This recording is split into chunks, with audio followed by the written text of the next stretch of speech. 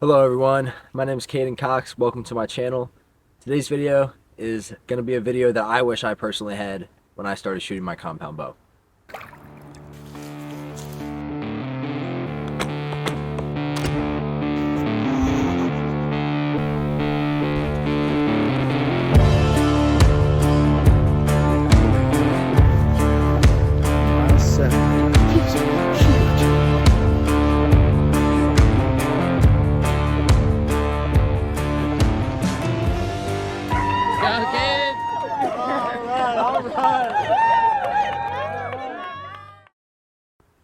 So what I'm going to cover today is not necessarily new to the world of archery, but still a lot of beginner shooters and even more experienced shooters still shoot their bows by punching the trigger or commanding that shot.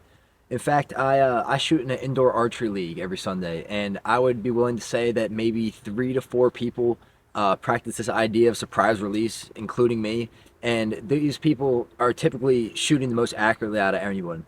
So I started my bow hunting journey punching the trigger, and I'm sure a lot of people do, and I think this is a pretty common theme within the archery world. A command shot in my mind will always lead to target panic issues, and especially under stress, especially in hunting situations. And you know, personally, I don't really care about how accurate I am when I'm by myself shooting foam in my backyard. I care about how I'm going to perform in a stressful situation when either a bunch of people are watching me shoot, or really for when you're hunting and they have those stressful once in a lifetime, once in a season opportunities that are going to come. I want an efficient process under that kind of stress. So my first year of bow hunting, I wouldn't necessarily full on punch the trigger, but I would, you know, start to apply some tension, and then at that last second I would hit the trigger when I wanted the bow to go off. This eventually led, this was okay shooting at targets, you know, just by myself, but when somebody would watch me, or I would film myself, or put any kind of pressure on the shot, I would quickly realize that I was getting antsy and getting that target panic. And what I would do is I would put my pin right beneath the target, and then I would slowly lift the bow up, and just, or even quickly lift the bow up until it crossed that threshold of where I wanted to hit, and then I would just hit.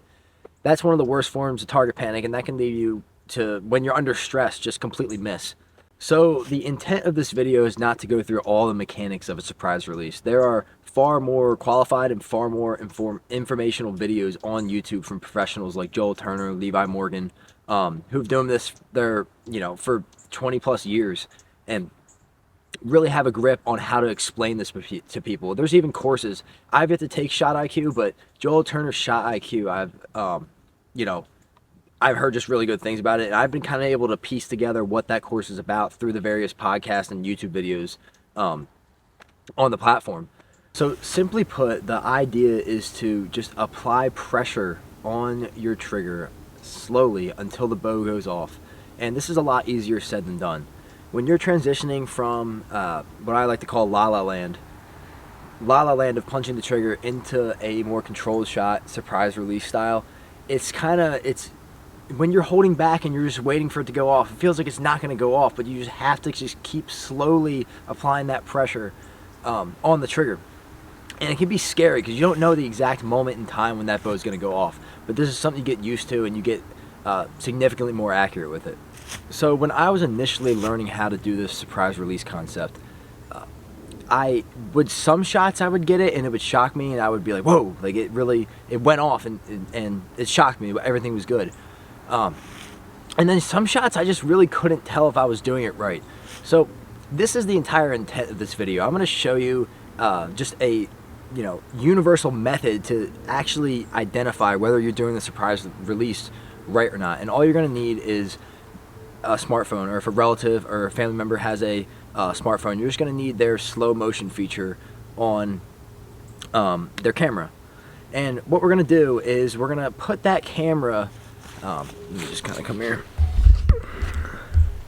We're going to put the camera like right up to our face like this, so we can see somewhat of the arrow and the face.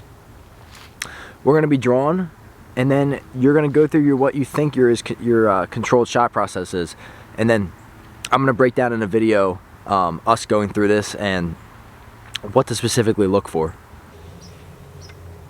So I'm going to be narrating over this right now. So I'm right in this moment, I'm slowly applying that pressure until it breaks.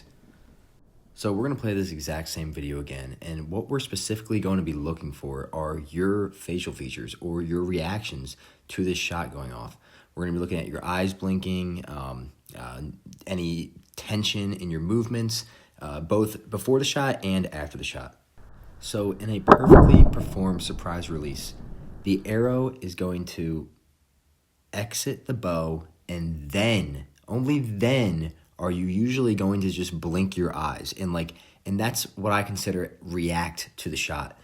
If you watch closely, and I'll play it back right here, the arrow breaks and nothing is going on. I'm not even aware that the arrow is broken in this half second of time. And that's what makes the difference. That's a surprise release. I don't know in that split second of time when that arrow is going to go off.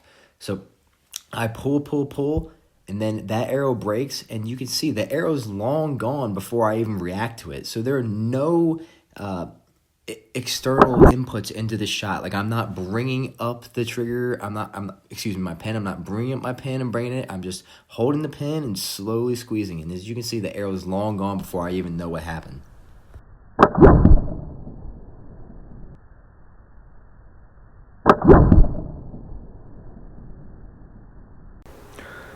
So now with my last arrow here, I'm going to demonstrate what not to do, and it's somewhat even hard for me to punch the trigger now. It's like, it feels really unnatural, and that's a good thing.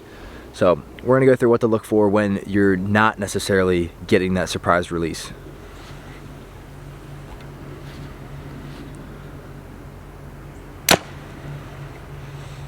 Alright, so now I'm going to narrate this over a little bit. What I do here is I basically just bring my pen right up to the deer, and I just simply reach back and just hit that button on my thumb button. As you can see here, let's wait for it. The shot breaks and I don't get that same blink reaction. And that's because I knew exactly when that shot was going to go off. I hit it with my thumb. And this right here, this punching the trigger, is exactly what leads to further issues for you. If you can do it, that's great. Chances are you're probably going to run into an issue later down the road, and it's better to address it now.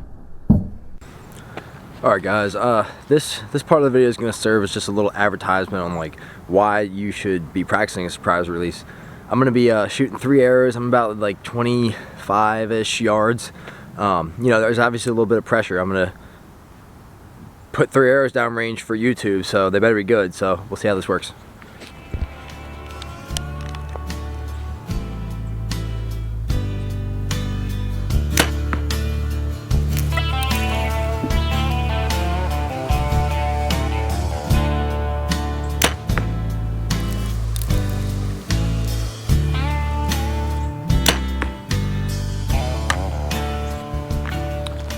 So I would say it's kind of near evening, kind of overcast. Like, my pins aren't too bright. I would say it's a very accurate, somewhat accurate hunting situation that you might find yourself in on an evening sit or an early morning sit.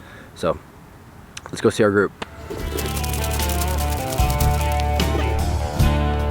A little beneath the 12 ring, but overall I'm thrilled with that. Alright guys, I hope this video helped at least one person when they're in that transition from punching to learning how to do this.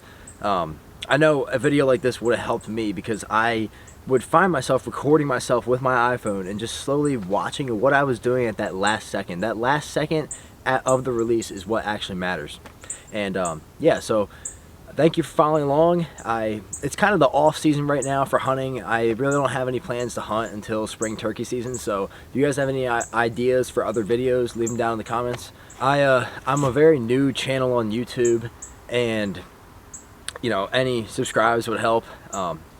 I started filming my hunts because I just keep consistently seeing just wild stuff happen to me every time I go out.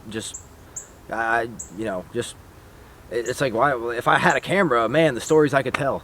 But yeah, so that's just kind of why I started. And like I said, I'm a very new channel, so anybody helps, guys. Thank you very much for watching, and have a really nice rest of your day.